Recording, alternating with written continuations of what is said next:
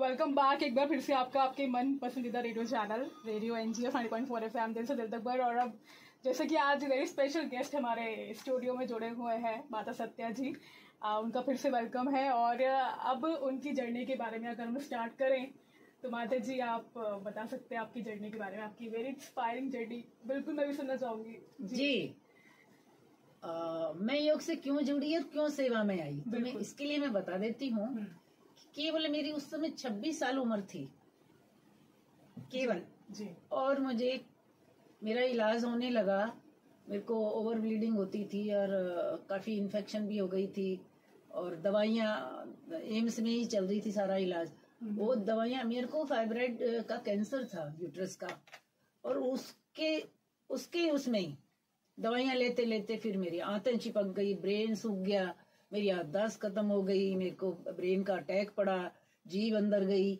हमारे पलोल में Gupta nursing home में गुप्ता डॉक्टर गुप्ता ने और महेंद्र थे हमारे हार्ट स्पेशलिस्ट, उन्होंने जीभ को निकाला और निकाल के साइड में भी लटक गई। और उसके बाद मैं कोमा में आ गई।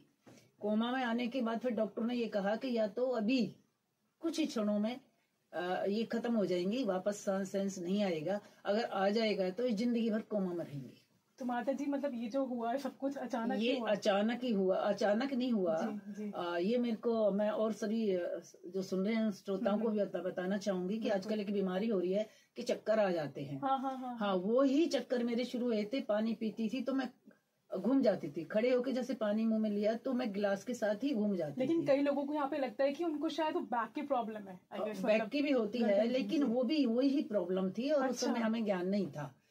और जब हम योग से जुड़े तो हमको पता लग गया कि वो ब्लड का सर्कुलेशन नहीं पहुंचा, ऑक्सीजन नहीं पहुंची, ब्लड ऑक्सीलेट होकर सर्कुलेट करता है। जी, जी, जी। तो वो उसकी वजह से फिर ये हुआ था। और फिर ट्रीटमेंट तो फिर सीधा हॉस्पिटल ले जाना ही था, एस्कॉर्ट ही ले गए थे और उसमें टाइम काफी लग गया। फिर ब्रेन में ऑक्सीजन बंद हुई टाइम के लिए, तो याददाश्त खत्म हुई, हाथ पैरों का भी चलना बंद हुआ। और इस तरह करके मेरे बस धीरे धीरे फिर सीधा हम एम्स में ट्रीटमेंट किया।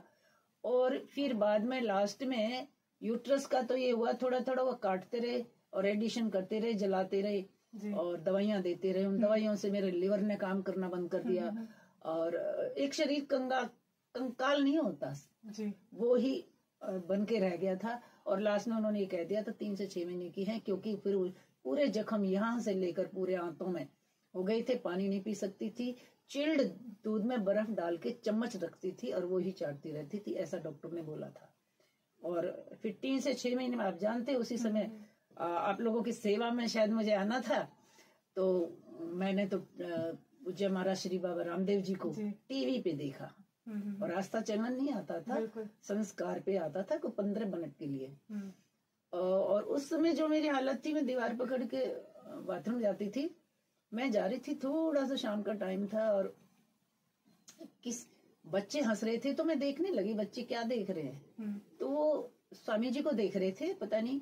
और एकदम मुझे आवाज आई, एक भाई खड़ा होकर कह रहा था, बाबा जी आपने कहा आधा घंटा कपालभाति करना, आधा घंटा अनुलोम विलोम करना, कैंसर ठीक होती है। और मेरी कैंसर की रिपोर्ट ठीक आ रही है। जब मैंने सुना तो मुझे एकदम ऐसे लगा, मुझे नहीं पता क्या कपालभाति होती, क्या अनुलोम विलोम, वो भाई ठीक हो सकता है तो मैं क्यों नहीं। बस इस शब्द को मैंने पकड़ा और फिर बहनें जो मिलने आती थी गली की, उनसे चर्चा की, किसी ने कुछ मदद की मेरी, किसी ने कुछ मदद की। टीवी में वो लगा दिया कि भाई ये आता है, इसको देखिए। फिर मैंने स्वामी जी को देखा, एक सीडी लगा के गई थी, तो कपालभाति अनुलोम विलोम सीखा। उस समय मैं अपनी कंडीशन बता देती हूँ, खाना बिल्कुल नहीं था, चम्मच चिल्ड दूध में डाल के उसी को, दवाइयों की जो परेशानी होती थी, गला सूखता था, उसको चाटती थी। सोती बिल्कुल नहीं थी, याददाश्त भी नहीं थी, लेटी रहती थी, बैठ भी नहीं सकती थी। और मैंने लेटे लेटे ही सबसे पहले, क्यों कपालभाति नहीं कर सकती थी, पेप्टिक अल्सर की जो जख्म बहुत बड़ा था और उसकी सूजन आ गई, उससे वो मैंने छोड़ के अनुलोम विलोम किया लेटे लेटे। और फिर स्वामी जी को सुनना शुरू किया। स्वामी जी ने कहा शरीर टिश्यू से बना हुआ है, जितनी ऑक्सीजन जाएगी उतना वो ब्लड सर्कुलेट करेगा, क्योंकि बिना ऑक्सीजन के ब्लड सर्कुलेट नहीं करता, वो ऑक्सीलेट होके सर्कुलेट करता है। और जितना टिश्यू में ऑक्सीजन पहुंचेगी वो स्ट्रांग होगा। और जब पहले कुछ दिन के बाद मेरा हाथ रुका अनुलोम विलोम करते हुए, पहले नहीं तो गिर जाता था, हाथ रुका तो फिर बस मेरे को आशा बढ़ती गई कि ये फिर मैं कही एक हाथ तो ठीक हो गया, दूसरा भी हो जाएगा, दूसरा ठीक हुआ। फिर एक दिन मैंने क्या किया कि कपालभाति और देखती हूँ, दर्द नहीं होने दूंगी। मैंने बच्चों से कहा मेरे को बैठाइए, खड़ा कीजिए, खड़ा किया, सीधी बैठी दीवार के साथ, तकिया लगाया, पैर सीधे और चुन्नी से पेट को बांधा और हाथ से दबा दिया, बस कपालभाति जी। थोड़े थोड़े। और उसी कपालभाति का मैं कमाल बता देती हूँ, 9 या 11 दिन हुए थे, उसने इतना कमाल किया। पहले अनुलोम विलोम ने किया, कपालभाति ने तो मेरी आंतों में कुटर कुटर की आवाज आई, यानी वो मांग रही है कुछ डालो।